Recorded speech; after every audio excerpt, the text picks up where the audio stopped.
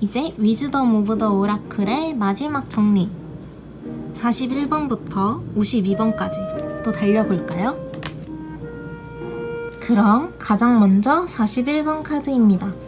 41번 카드는 소울메이트라는 이름에 걸맞게 두 마리의 펭귄이 있는데 한 마리는 마음에 자물쇠가 채워져 있고 한 마리는 그 자물쇠를 열 수 있는 열쇠를 가지고 있네요.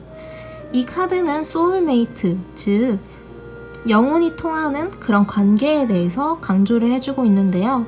아무래도 이렇게 영혼이 통하는 관계이다 보니까 힐링을 할 수 있는 관계일 거고 서로의 상처를 위로해 줄 수 있는 그런 관계일 거예요. 성공에 대해서는 협력을 해주는 어떤 관계가 생길 거라고 보면 되겠네요.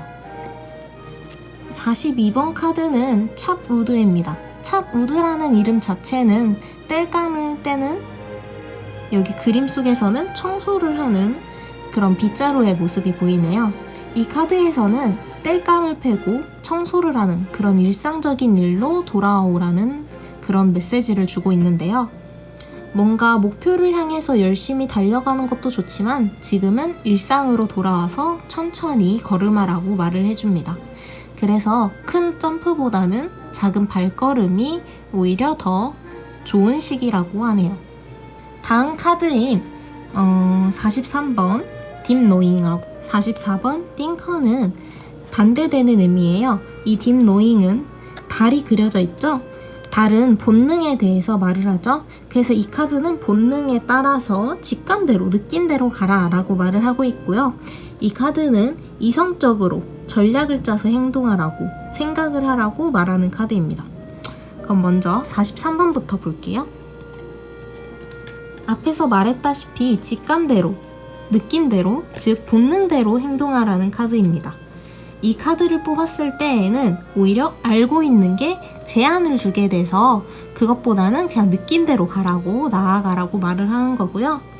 이게 역방향으로 나왔을 때는 본능 중에서 느낌, 즉 감수성이 강한 시기이기 때문에 누군가에게 마음을 열기보다는 본인에게 집중해서 생각하는 게 좋을 거라고 합니다.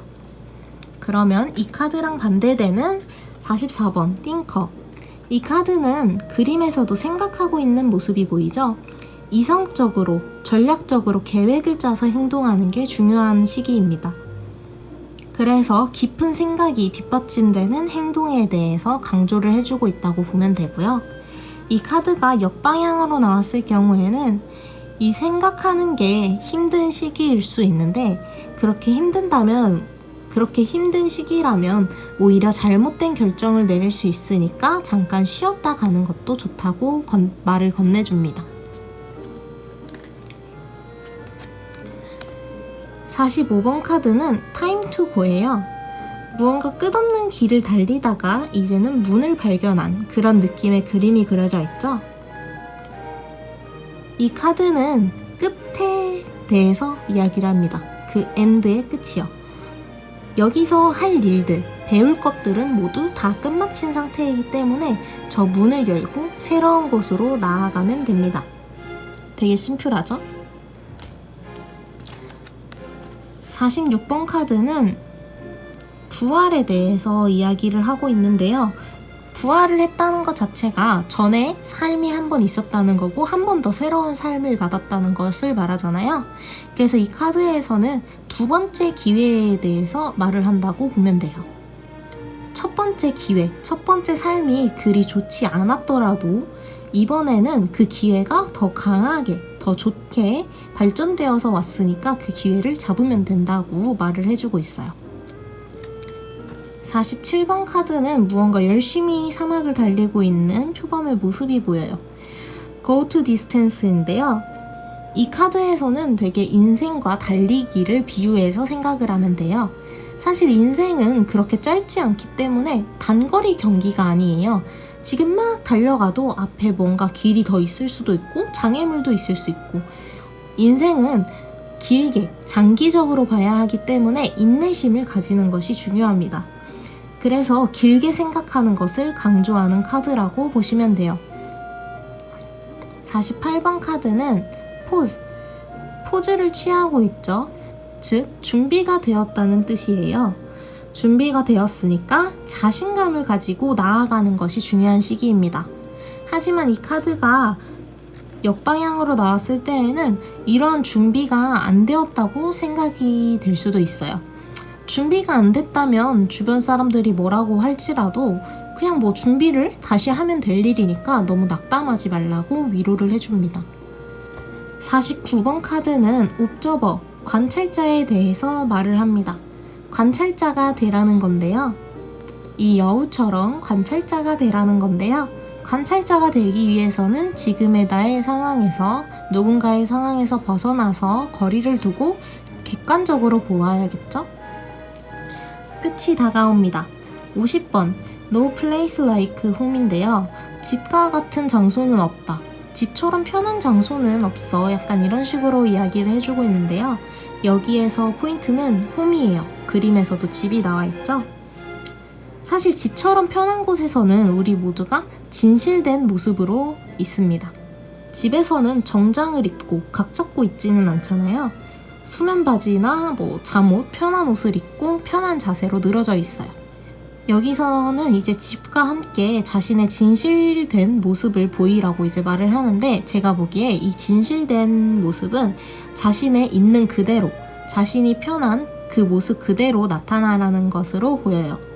오히려 각을 잡고 예의를 갖추고 그런 모습들, 그런 준비된 모습들보다는 자신의 있는 그대로를 생각하고 행동하는 게 낫다고 말하는 것 같네요. 근데 이 카드가 역방향으로 나왔을 경우에는 너무 그렇게 편한 곳만 찾지 말라고 합니다. 오히려 다르게 행동할 때, 다른 곳을 찾을 때 새로운 답을 얻을 수 있다고 하네요. 51번 카드는 밀크 앤드 허니, 그래서 우유와 꿀이 있는데요. 이 우유와 꿀은 풍부한 산물의 상징이라고 합니다. 즉 번영을 이루고 있는 시기인데요. 이런 시기인 만큼 무한한 가능성을 우리는 가지고 있어요. 그래서 큰 발전, 성공을 이루기에 아주 좋은 시기이죠. 근데 이 카드가 역방향으로 나왔을 때에는 오히려 이런 상황 속에서 스스로 불안감을 느끼고 있는 것처럼 보이니까 스스로를 돌보는 데에 집중하라고 합니다. 마지막 52번 카드입니다. 52번은 멘딩이라고 해서 무언가를 고치는 인물들의 모습이 보이는데요. 이 고치는 것은 상처를 고치고 있다고 보시면 돼요. 즉 용서를 하라는 메시지를 주고 있는데요. 이러한 상처를 받은 것은 오히려 치유의 기회가 됩니다. 이 상처를 고치는 것, 즉 용서함으로써 나는 오히려 더 많은 힐링을 받을 수 있다고 하네요. 그래서 나든 누군가든 용서를 해보는 게 어떻겠냐라고 말을 건네고 있어요. 이번에는 12장밖에 안 돼서 되게 금방 끝났네요. 이번 카드도 공부하느라 수고 많으셨습니다. 이제 드디어 위즈덤 오브 더 오라클 카드가 정말로 마무리가 된 느낌이에요. 그동안 공부하느라 너무 수고 많으셨고 타로 리딩까지 화이팅입니다. 그럼 저는 다음 오라클 카드로 찾아올게요.